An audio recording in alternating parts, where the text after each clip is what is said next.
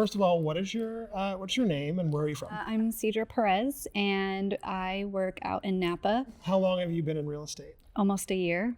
Wow. Okay. Yeah. Okay. And tell me a little bit about your business as it exists today. So my business, a lot for me right now, is still a lot of learning. Yeah. Because I have a military background, and training was very important to me when I was in the military. Sure. And I kind of have flowed that into my real estate business. Right now, it's really like around training and getting that experience. Still creating it. Yes. Yeah. Love that. Yeah. If you were to break down that year, tell me about how many houses you expect to sell from month 6 to month 18.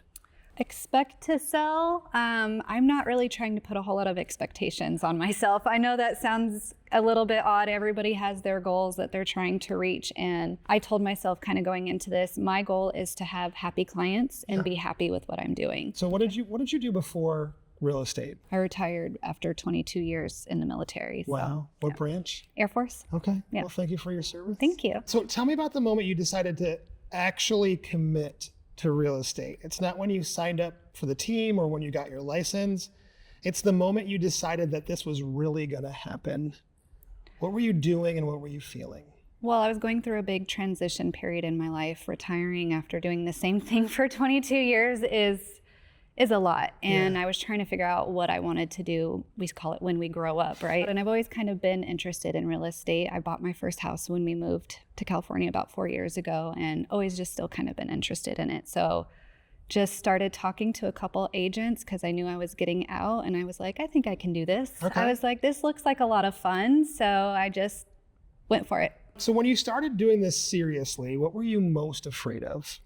Not generic fear of failure, the specific thing that would wake you up at 3 a.m. I guess giving wrong information, there's a lot that goes into real estate. And I was just like, I'm going to miss something, or I'm going to like forget to tell a client something, or I'm going to tell them the wrong thing, thinking something else. So I just didn't want to mess up on somebody else's behalf. So that kind of was like my fear a little bit. It still is a little bit. I'm still learning a lot. So, I always double check myself. And even Anne, one of our team leads, she's like, I know you're going to do right because you double check everything as you go. And like, I'll be like, oh, we forgot this checkbox. And so she comes back, so I'm always making sure that I try to hit all those little marks because I don't want to mess up for somebody else. I think I'm getting more comfortable with my ability to do it as the more transactions I get to be part of. Yeah. The fear is going away. It's still always kind of in the back of my head. I think it's important to always double check ourselves. But it is getting smaller. Okay, so you did this challenge. Was this a step up in intensity of your activities, or is this kind of the path you've always been on? So I started launch last summer and then kind of rolled into the challenge after that was over. So there's a small gap in there. So I wouldn't say it's like more intense than launch, but it's obviously more than we do like on a day-to-day basis, but I was still used to the launch stuff. So it wasn't like too much more intense or too crazy. Okay. I would say the open houses honestly are the hardest part because you have to fit them into your schedule and everything.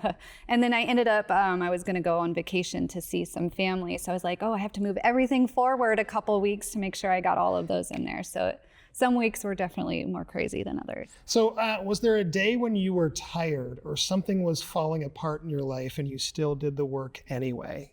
I had a very horrible open house experience and I wanted to give up completely. Okay. I had an individual come into the house and it made the situation not safe. So I closed up shop, I left, I called everybody on the team and I broke down and I cried and I went to my next open house because I didn't even want to go home.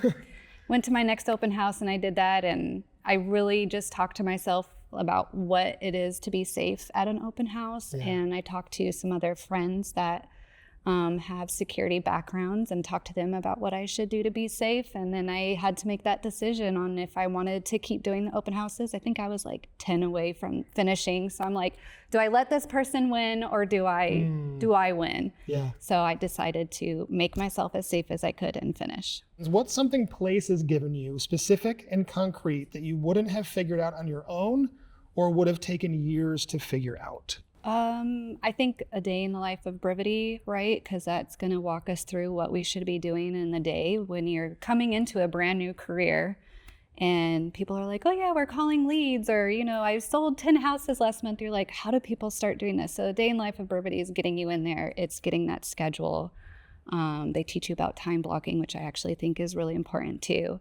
And then just like the foundation, the fundamentals of everything. You have to practice them. That's what launch is really good for, right? You're practicing all those foundations, making the calls. Even though you're getting no's, it's still getting you out there and getting you used to it. Has place changed anything outside of your business, your family life, your identity, how you see yourself? I mean, it's made me more confident in myself. Yeah. It's made me more confident in being able to do the steps that I need to be productive or to be successful. They have the way that they like to do things, but it's also opened my mind up to other ways that I can maybe start doing things and then apply those fundamentals that they've already taught me. Perfect. What's something that you've done, not a deal, not a number, that nobody knows about that you're proud of? Something quiet. I mean, I'm just proud of myself, honestly, for starting a new career. Yeah. It's really hard to leave something, after 22 years. And it's even harder to literally just jump right into something else. So on those low days, like reminding myself that there's better days and stuff like that. So, and I haven't stopped yet. And, I don't think I'm going to stop. I'm really enjoying it, but I'm proud of myself for taking that leap, but then also to keep going. Can you let us in a little bit to like what those talks are like that you have with yourself? Yeah. When those low days hit? A lot of the times it's giving yourself grace. It's okay to have low days. And sometimes it's your brain or your body telling you need to take a step back because everything is just becoming like too overwhelming. Yeah. If you're too overwhelmed and you can't focus on what you need to, then you're not going to perform the way you want to. You don't have to be perfect all the time. So that's perfect. So thank you. That's it. That's great. Thank you so much. Yeah, thank you. I appreciate it. Yeah, that was great.